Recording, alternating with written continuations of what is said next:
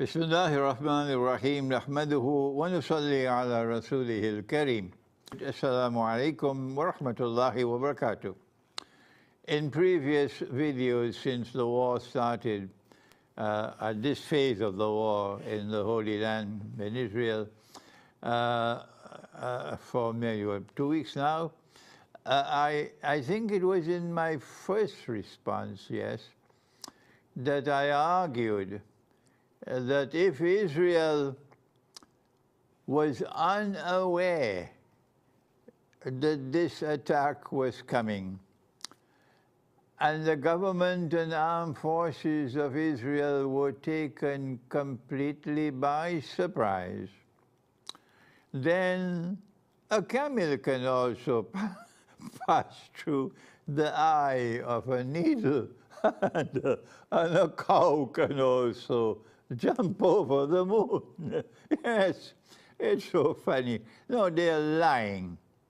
They're lying, of course. They knew it was just another Pearl Harbor. It was another 9/11. They knew that this attack was coming, and they allowed 1,000 Israelis who could have still been alive today to be killed. Yes. They sacrificed their lives of their own people, cynically so. Why? Because they had an agenda. What is that agenda?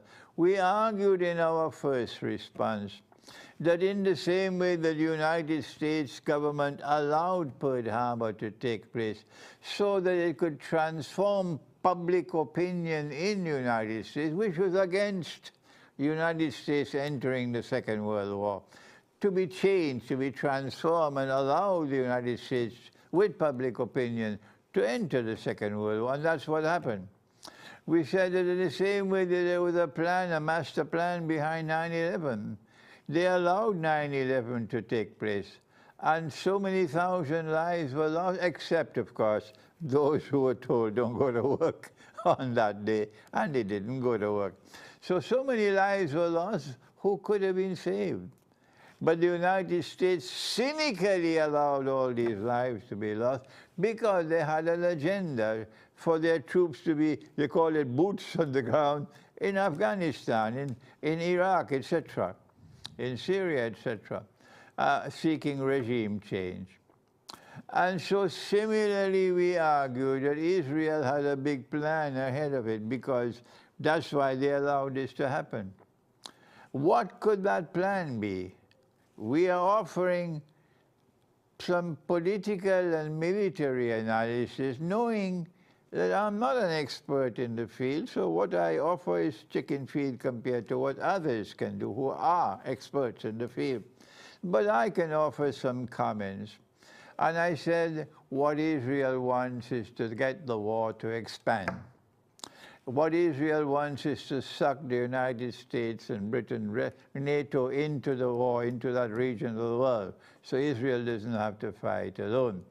And what Israel wants is to expand the war in such a way that she can achieve a number of objectives, not just dealing with the Islamic resistance in Gaza, not just with dealing with Hezbollah in Lebanon, who is a threat to Israel. But the most important one of all is to denuclearize Iran and, if possible, to get regime change in Iran. That is the master plan. This is my view in my first response. Events which have unfolded since then have confirmed my views that this is not just a war between Israel and the Islamic resistance. You don't need an aircraft carrier in the Mediterranean Sea next to Israel if it's simply a war with the Islamic resistance in Gaza. You don't need Britain and France and Germany lining up to send troops and Patriot anti-aircraft missiles and so on being placed all over in bases around. Not at all. Because they also know that this plan is for a bigger war, and the target is Iran. Well then, the Iranian foreign minister is reported to have said recently that Israel has already crossed the red line. And so now this video is being recorded to share with you my view that yes, indeed, we're going to witness soon the war being expanded, and that Iran will be in the war. And we mentioned the implications of war with Iran. Not just that Iran will become a nuclear power immediately, but other than that. We said that Iran will block the Straits of Hormuz. Iran has the capacity to do that. And when the Straits of Hormuz are blocked and oil cannot get through, the supply of oil is disrupted, the price of oil is going to escalate. It's now almost $100 a barrel. Very soon it will reach 150 and more than that.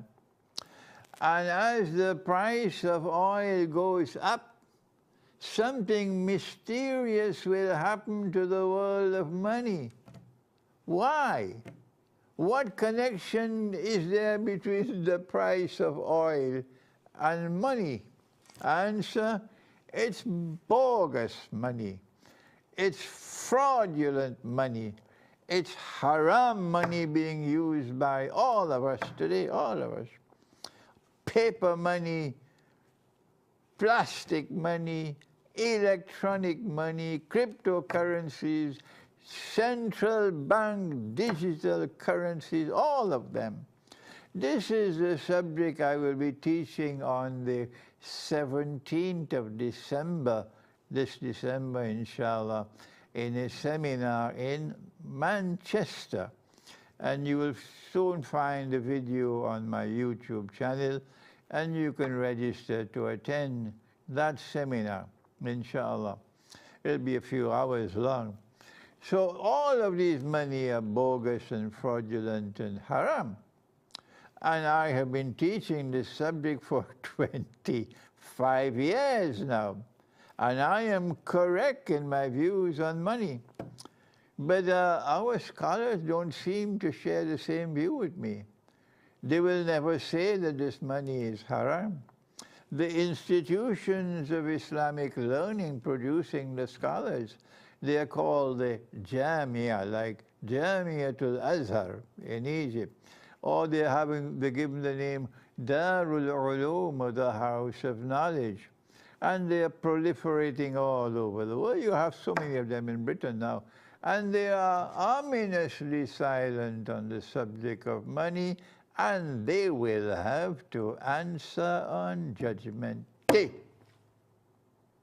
So what's going to happen when you have bogus money? Answer, as the price of oil goes up, all the money of the world will go down. But if we are using money with intrinsic value, money which is in the Quran, money which is in the Sunnah, and when the Messiah returns, he will be using that money, gold and silver coins. When the price of oil goes up, then all of this bogus money will start losing value. Wait, and you will see. And as money loses value, prices will rise. Constantly rising prices is called inflation. But this will not be gradual inflation that's coming when this war expands. It will be dramatic inflation.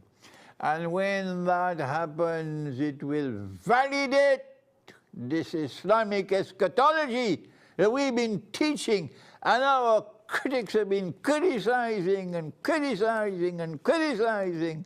Ah, yes, that dramatic inflation that's coming will validate what we've been teaching in Islamic eschatology, and the world that is listening and viewing will know that you are bogus in your scholarship. And so prepare for dramatic inflation. How do we prepare for dramatic inflation? Number one, if you can get out of paper money and transform it into gold and silver, do that. You should have been doing that long ago. Number two, it's not just gold and silver which can be used as money. When there's a shortage of gold and silver, what will our prophet do? They don't care for this. But he would use wheat, he would use barley, he would use dates, he would use salt. And we would use sugar as well. We would use rice with the haspadi rice. Any one of these articles of food consumption, which are in an abundant supply in the market and have a shelf life, can be used as money instead of gold and silver. When bogus money is collapsing and inflation is ripping us off and reducing us to poverty and to destitution, as happening in Pakistan. The other thing we can do is to use barter. Barter still is a form, but it has its limitations, barter. We should stock up on non-perishable food from now. Once you listen to this video, go and buy non-perishable food, tin food. Stock up on water, stock up on food, and stock up on energy, on fuel. If you get wood, you can at least use wood for cooking. I use wood when I roast my fish.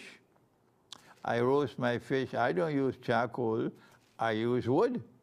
And I make sure that the flame does not touch the fish. No, the fish is cooked with the heat. And I know that it is the smoke, because there's a lid for the charcoal grill. And when I put down the lid, it's the smoke which gives the taste to the fish, yes. So I'm telling this to you just to prepare you for tomorrow, which is around the corner, of dramatic inflation coming to the world, because now it seems that war with Iran is inevitable. Thank you. Wassalamu alaikum wa rahmatullahi wa barakatuh.